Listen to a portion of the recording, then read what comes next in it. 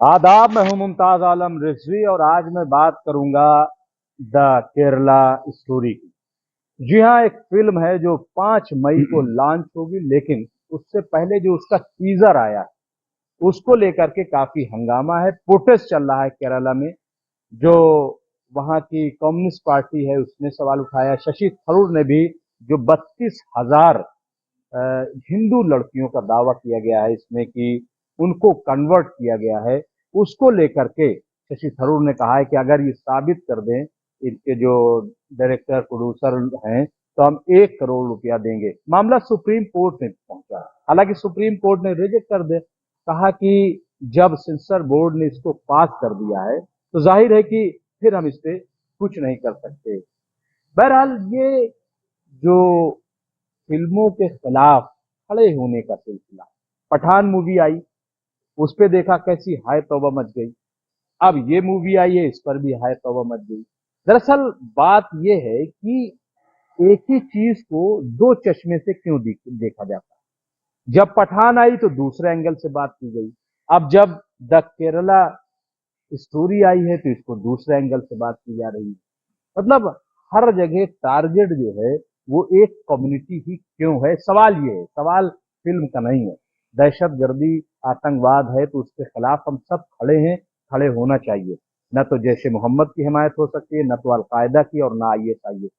किसी की भी ऐसी तंजीम की हिमायत कतई तौर पर, और हिंदुस्तान का मुसलमान तो करता ही नहीं। आतंकवाद के खिलाफ तो रामलीला मैदान में बाकायदा फतवा तक जारी हुआ है और वो आज भी कायम है और हम सब इसके खिलाफ हैं। बहरहाल ये पूरा मामला क्या है, क्यों किसी चीज को इस तरीके से पेश किया जा रहा है, ये चलन क्यों हो गया है, इस पर हम बात करेंगे मशहूर व मारूफ अदीब, नाकिद और इसके साथ ही सियासी तजिया निगार और माहिर कानून जो हालात पर नजर रखते हैं, ए रहमान साहब से। ए रहमान साहब, आपका खैर मकदम है हमारे इस प्रोग्राम में। आपने टीजर आया है और उसमें देखा होगा कि उसको, हालांकि मेरी बात हुई अभी प्रोड्यूसर से और जो उसकी हीरोइन है अदा शर्मा, उनसे अभी मैं एक प्रोग्राम में था, तो उन्होंने कहा कि मैंने कहीं लव जिहाद या ऐसा कोई लफ्ज इस्तेमाल या किसी कम्युनिटी को टारगेट नहीं किया है। जो फैक्ट था उसके हवाले से हमने दिखाया है। पर लेकिन ये जो इस वक्त पूरा माहौल बना है, क्या लग रहा है आपको कि क्यों इतना ज्यादा इस तरीके का माहौल पैदा कर दिया जाता है? देखिए, इसके कई पहलू हैं। एक एक ही ये एक ही मसला नहीं है, इसके कई पहलू हैं। ये मल्टीफोल्ड मसला है कि आप किसी भी चीज, किसी किताब को या फिल्म को बैन करने की बात करते हैं तो क्यों करते हैं, बैन क्यों किया जाए, पहले तो ये बताइए। देखिए, इसके बारे में पूरी दुनिया मुत्तफिक है कि किसी भी किताब या फिल्म को या किसी तख्लीकी चीज को बैन करने का मतलब है कि आप तख्लीकियत पर बैन लगा रहे हैं और वो इंसान ने कभी भी मंजूर लेकिन नहीं अगर किया। फैक्ट और फैक्ट की बात की जाए, यानी झूठ को अगर ये कहा जाए कि नहीं यही सच है, तो फिर वो बिल्कुल दूसरी बात है। देखिए, एक चीज फर्ज कीजिए, आप एक किताब लिखते हैं, वो किताब मार्केट में आती है और पता ये चलता है कि उसमें आपने गलत बयानी की है, हकायक को तोड़ मरोड़ कर पेश किया है, तो उसके लिए आपको सजा दे दी जाएगी। लेकिन ये कहना कि मुमताज आलम रिजवी कोई किताब लिखें और वो शाया ना हो, उसकी इशाअत पर पाबंदी लग जाए, ये कतई गलत है, कतई गैर कानूनी है। मैं इसकी आपको मिसालें दे सकता हूँ। अच्छा, इसमें फायदा किसका होता है ये देखिए, इसका एक और पहलू देखिए। अंग्रेजी की एक D.H. लॉरेंस एक बहुत बड़ा मुसन्निफ था, उसका एक नॉवेल है लेडी चैटरलीज लवर, जो दुनिया भर में आज भी बहुत मशहूर है। 1928 में छपा था वो नॉवेल, और वो सबसे पहले इटली में छपा, 1929 में फ्रांस में छपा, लेकिन उसके बाद इंग्लैंड में उसके छपने पर पाबंदी लगा दी गई, उस पर काट पीट की गई, बहुत उसको सेंसर किया गया वगैरह वगैरह। पेंगुइन वाले उसको छापना चाहते थे इंग्लैंड में, उन पर मुकदमा कर दिया हुकूमत ने। 30 साल उन्होंने वो मुकदमा लड़ा और 1960 में वो नॉवेल फिर शाया हुआ, और जिस दिन शाया हुआ उसी दिन उसकी 2 लाख कापियां फरोख्त हो गई, और तब से लेके आज तक उसकी करोड़ों कापियां फरोख्त हो चुकी हैं। अब ये बताइए, देखिए इसका दूसरा पहलू मैं ला रहा हूं कि इसमें कभी कभी ये भी होता है कि फिल्म को, आपने फिल्म की बात की, ये भी फिल्म ही है। फिल्म आई वो एक बड़ी मशहूर फिल्म जो अभी जिसका आपने जिक्र किया, पठान। अब उस पर कंट्रोवर्सी शुरू हो गई। उस कंट्रोवर्सी का फायदा किसको पहुंचा? फिल्म बनाने वाले को 1,000 करोड़ का बिजनेस किया उस फिल्म में। इससे पहले पद्मावती फिल्म आई थी, उस पर बाज़ हिंदू तंजीमों ने बहुत बड़ा हंगामा खड़ा कर दिया था। उसका फायदा किसको हुआ, और उसमें तो बहुत नुकसानात भी हुए, बहुत अतलाफ हुआ, इंसानी जानों का अतलाफ हुआ, झगड़े हुए। जी जी। तो ये जो ट्रेंड चल रहा है अब इसका नहीं, ये रहमान साहब देखिए, हम आपकी इस बात से मुत्तफिक हैं कि बैन नहीं होना चाहिए, लेकिन अगर किसी एजेंडे के तहत कोई जी जी चीज गलत अगर मिसगाइड करने की कोशिश की जा रही, देखिए कोई ऐसा शख्स है जो जिससे फसाद हो सकता है, जिससे माहौल खराब हो सकता है, उसके खिलाफ भी आप देखते हैं कि कानूनी कार्रवाई हो जाती है। जी हाँ? तो अगर कोई ऐसी चीज है जो एक एजेंडे के तहत लाई जाए तो क्या उस पर नहीं, सवाल वो न तो उठाए? बिल्कुल गलत है, और उसकी तो नहीं, तो यही तो केरला सरकार जो है। देखिए ऐसा है कि ये बुनियादी तौर पर हकायक को समझने वाली बात है कि पहले आप हकायक को समझिए कि हुआ क्या है या क्या हो रहा है। बिल्कुल देख लीजिए अब पहले पहले उसको देख लीजिए, हाँ हाँ उसकी तहकीक कीजिए कि ये क्या है, उसके बाद उसके बारे में कोई फैसला कीजिए। हाँ, अगर कोई शख्स या इदारा या खुद हुकूमत किसी एजेंडे के तहत काम करती है और वो एजेंडा किसी एक मखसूस कम्युनिटी को बदनाम करने के लिए कुछ ऐसा किया जाता है, तो जाहिर है कि वो बर्दाश्त नहीं किया जा सकता। और अब तक बहुत सी ऐसी बातें हुई भी हैं किताबों में, फिल्मों में और जलसों में कि जहां सिर्फ एक कम्युनिटी को निशाना बनाकर इस तरह का काम किया गया, तो वो तो एजेंडा फिर जाहिर हो जाता है, और जाहिर है कि वो ना कानून उसकी इजाजत देता है और ना दी जानी चाहिए, ना नहीं, माशरा। मैं इसलिए ये बात कह रहा हूँ कि आप देखिए कि पूरे मुल्क का देखिए शक कब किया जाता है कि जब बार बार किसी चीज को आप टारगेट करते हैं हर एंगल पे। लफ्ज पठान सिर्फ आ गया इसलिए फिल्म की जी मुखालफत हो गई, उसको एक अलग एंगल दिया गया, जी मतलब वहां भी मुस्लिम जो है टारगेट। यहाँ जो केरला स्टोरी है, यहाँ भी मुस्लिम को ही टारगेट, जबकि हिंदुस्तान का मुसलमान कोई ऐसा नहीं है कि आप ये कह लें कि वो सब आतंकवाद के लेकिन पूरी कम्युनिटी को अगर कटघरे में खड़ा किया जा रहा हो और उसको एक इशू बनाया जा रहा हो। फिर एक बड़ी चीज ये है कि जो इस वक्त देश में अहम सवालात हैं, क्या उन सवालात को डैमेज करने की कोशिश नहीं, उनको वहां से जहन को भटकाने की वो नहीं, ऐसा नहीं। बिल्कुल है। और इस तरह की जितनी भी तहरीकें चलती हैं और वो पब्लिक हो जाती हैं, उसमें सबसे पहले ये देखना चाहिए कि जो खालिक है उस चीज़ का, किताब हो, फिल्म हो या कुछ भी हो, उसका मकसद क्या था। अगर वो कोई एजेंडा लेकर चल रहा है तो जाहिर है उसको नहीं इजाज़त दी जा सकती कि वो किसी भी शख्स को, किसी भी कम्युनिटी को इस तरह टारगेट करे या उसको बैड लाइट में पेश करे। उसकी इजाज़त कानून नहीं देता और दी भी नहीं जानी चाहिए किसी भी हालत में। लेकिन इसके अलावा किसी भी चीज को बहाना बनाकर आप अगर किसी, मिसाल के तौर पर लव जिहाद की बात की जा रही है हाँ, इस वही सिलसिले चीज में है। कि लव जिहाद कहाँ से, लव जिहाद को रिजेक्ट कर चुके हैं सब। नहीं, ये तो आरएसएस का एजेंडा है लव जिहाद, बाकी तो जी कुछ है नहीं।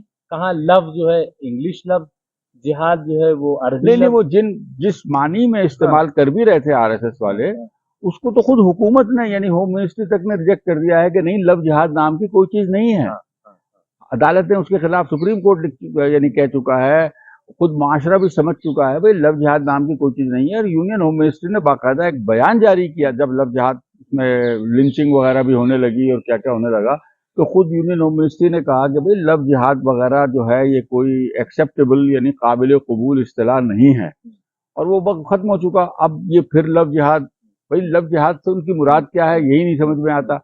अब उसमें फिल्म में सुना ये है, जो ट्रेलर उनका दिखाया गया है कि साहब लोगों ने यानी उसमें ये दिखाया गया है कि 32,000 लड़कियां जो हैं वो मुसलमान हो गई और मुसलमान होकर वो आईएस में शामिल हो गई।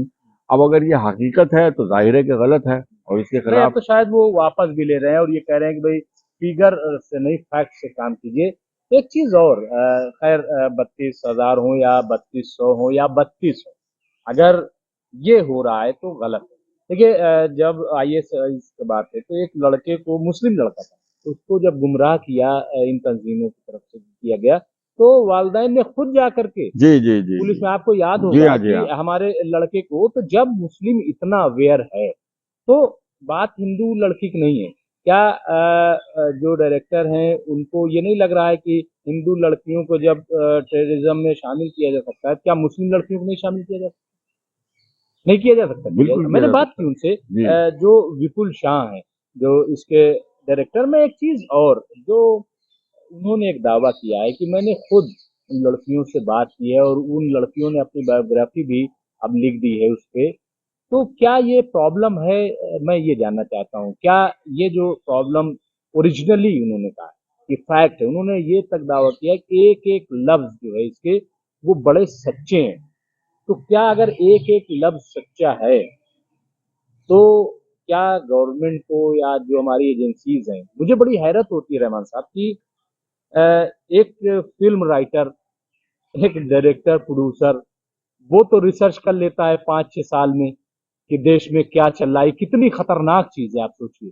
तो हमारी जो जांच एजेंसियां हैं या जो सरकार है, भाई अगर मोदी सरकार ही ले लीजिए तो 9 साल से तो मोदी सरकार है, वो क्यों नहीं इन चीजों पर? नहीं, सबसे बड़ी बात ये कि इस तरह का कोई काम अगर इस ऐसे पैमाने पर होता है, हाँ, तो सबसे पहले इंटेलिजेंस एजेंसीज को उसका जी जी, खबर हैरत लग इसी जाती बात है। की है। उनके एक एक इंटेलिजेंस यानी मुखबिरों का जाल फैला हुआ हाँ होता है, और इन तमाम जो जितने हसास इश्यूज हैं हाँ उनके बारे में तो इंटेलिजेंस एजेंसीज पूरी खबर खबर रखती हैं, हाँ, बाखबर होती हैं, और यही उनका फर्ज है बुनियादी। जी जी, तो उनमें से किसी को पता नहीं चला अब तक कि क्या हो रहा था, हाँ, और अचानक ये इन्होंने ये चीज निकाल कर और सामने पेश कर दी। इसका मतलब यह है कि इंटेलिजेंस एजेंसीज अपना काम नहीं कर रही हाँ, ईमानदारी के साथ।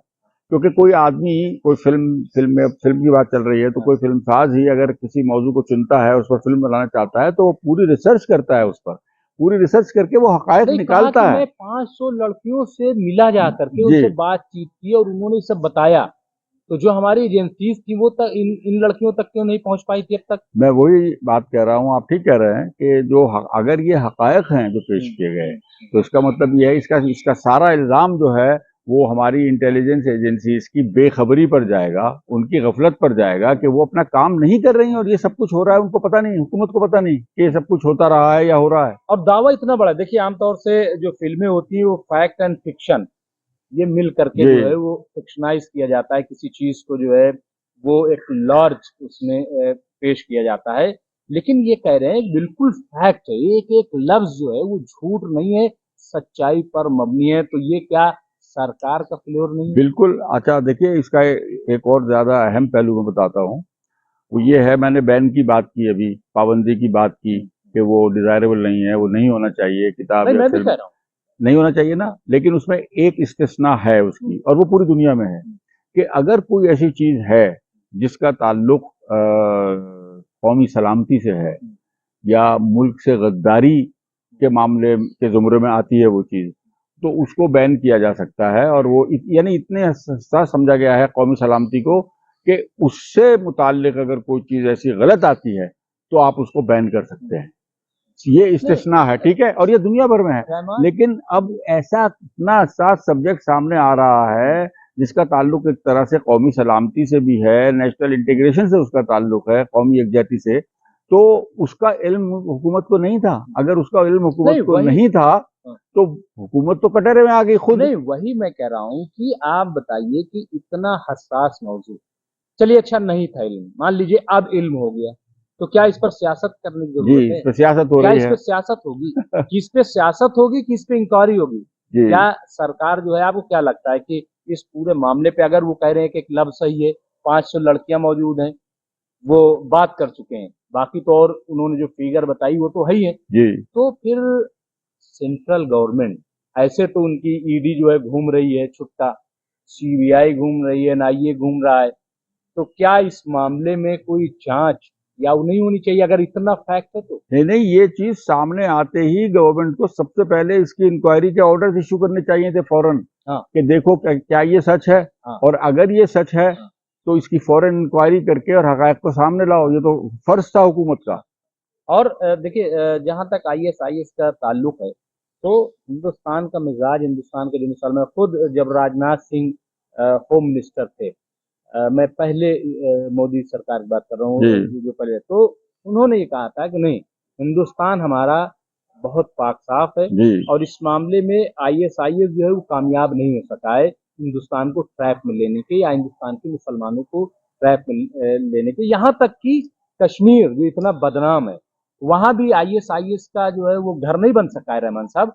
इसके बावजूद इतना बड़ा खेल हो जाता है। ये क्या मतलब, असल में बात ये है ना कि इतनी बड़ी सच्चाई अचानक अगर आपके सामने जो है वो, अभी आप मेरे सामने, मैं ये कह रहा हूँ, मेरे सामने अमिताभ बच्चन आके खड़े हो जाए अचानक, अब वो हलक से उतरेगा नहीं ना। खड़े हैं, मैं देख रहा हूं कि अमिताभ बच्चन हैं, लेकिन अचानक क्यों मेरे सामने आ गए, ये मतलब ये, तो ये इतनी बड़ी सच्चाई ये क्यों छिपी थी, मैं ये कह रहा हूँ। कश्मीर फाइल तो चलिए ठीक है कि वो अलग एक इशू था, लेकिन ये तो कौमी सलामती का मसला है। मैंने वही कहा आपसे कि कौमी सलामती से मुताल्लिक कोई भी मौजू हो तो उस पर किसी भी तरह की कदगन या पाबंदी नहीं लगाई जा सकती, और यानी इस बात की इजाजत नहीं दी जा सकती कि कोई भी मामला जो है वो नेशनल सिक्योरिटी से कंप्रोमाइज करने वाला हो।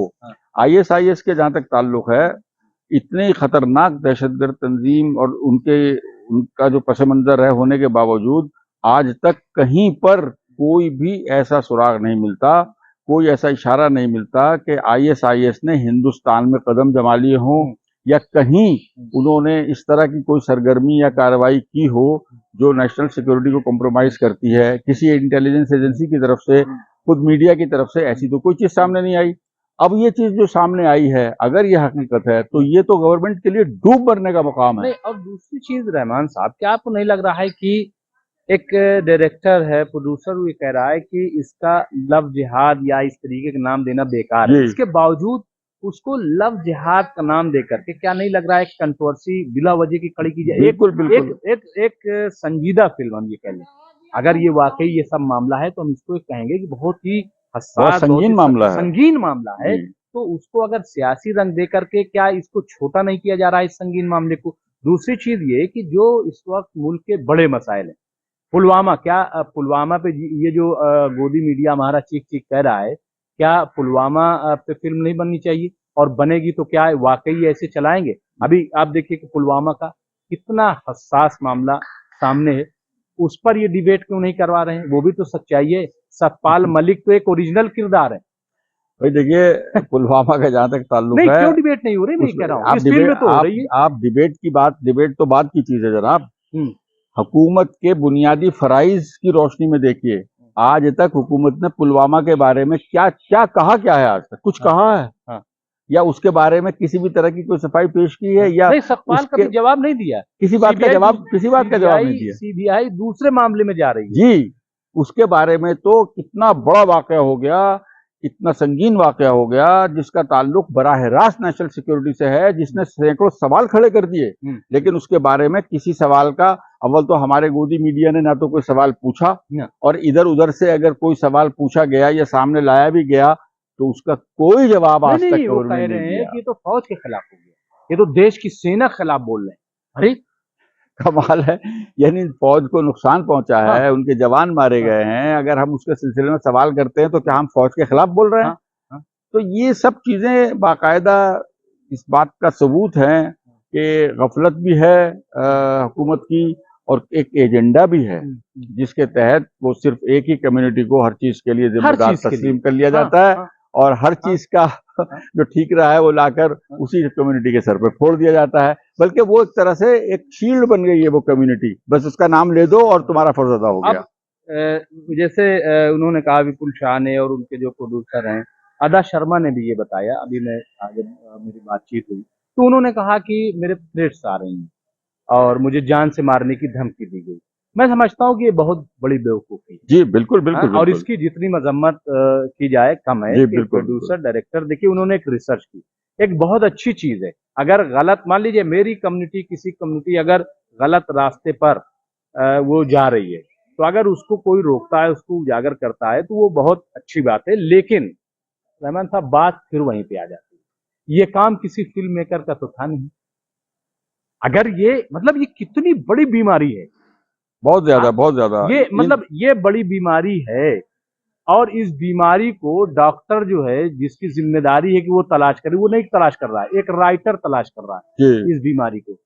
तो क्या मतलब इस पे बहस क्यों नहीं हो रही, मैं ये आपसे जानना चाहता हूँ। बस यही कि वो एजेंडा जो है हुकूमत का, उसके तहत अपनी तमाम गलतियों को छुपाना और इधर उधर के वाकयात और गैर मुताल्लिक वाकयात का ठीकरा भी लाकर उस कम्युनिटी के सर पे फोड़ना, बस ये इनका एक तरीकाकार है, यूं कह लीजिए। एक सवाल और ये और आप बहुत शर्म की बात है। एक सवाल और जो केरला की गवर्नमेंट है या शशि थरूर हो या वहाँ प्रोटेस्ट चल रहा है, वो ये कह रहे हैं कि ये आरएसएस का एजेंडा है ये फिल्म जो। आपको क्या लगता है कि क्या एजेंडे के तहत फिल्में बन सकती हैं, बनवाई जा सकती, क्या लग रहा है? देखिए, मैंने क्योंकि फिल्म नहीं देखी और अभी तक सिर्फ उसके बारे में पढ़ा है, ट्रेलर के बारे में पढ़ा है, तो मैं ये तो नहीं कह सकूंगा कि वो किसी एजेंडे के तहत वो फिल्म बनाई गई है। लेकिन हाँ, दी कश्मीर फाइल्स को देखकर ये कहा जा सकता था और कहा गया, और तो दुनिया भर में कहा गया कि वो एक मखसूस एजेंडे के तहत बनाकर, और वो वही कम्युनिटी को बदनाम करने वाली बात थी और इसीलिए हुकूमत ने उसको सपोर्ट किया। तो ये तो होता है। नॉर्थ इंडिया में तो बीजेपी और ये आरएसएस या ऑर्गेनाइजेशन काफी स्ट्रांग, उनका टारगेट साउथ या इस तरीके के इलाके जो। कर्नाटक में आप देखिए, कभी जो नाटक नहीं हुआ वो नाटक हुआ, बिल्कुल बिल्कुल, हिजाब को लेकर के और इसको और तमाम, अब तो इंटरनेशनली सतह पर भी आवाज उठी कि भाई ये हो क्या रहा है। या अब केरला, केरला जो 100% लिटरेट जो है स्टेट है, वहां पे अगर ये हो रहा है और इस तरीके की चीजें आ रही तो और शर्मनाक है, बहुत ज्यादा, बहुत ज्यादा। लेकिन फिर वही मैं कहूंगा कि क्या ये एक कम्युनिटी को टारगेट करना ठीक है, नंबर एक, और अगर ये आरएसएस का एजेंडा है तो क्या ये शर्मनाक नहीं? बिल्कुल है, बिल्कुल है। और आरएसएस का ये एजेंडा खुफिया नहीं है, ये बिल्कुल साफ जाहिर है। वो ये जो कुछ कर रहे हैं वो कहकर करते हैं, और कोई आदमी ये नहीं कर सकता कि, अब देखिए ना, छोटी छोटी बात के लिए अगर हर शख्स को सुप्रीम कोर्ट जाना पड़े, हाँ बताइए, तो सुप्रीम कोर्ट के अपने फराइज क्या हैं, वो तो बालाइताक हो जाएंगे। बड़ा अजीब नहीं छोटी लगता है छोटी कि बात, हर चीज के लिए सुप्रीम कोर्ट, तो ये बहुत अफसोसनाक सूरत हाल है, बहुत अफसोसनाक। आखिरी में क्या पैगाम देना चाहेंगे आप भाई, मैं फिल्म सिर्फ को लेकर के और जो कुछ हो रहा है? मैं समझता हूं कि ये जो कुछ हो रहा है बहुत शर्मनाक भी है,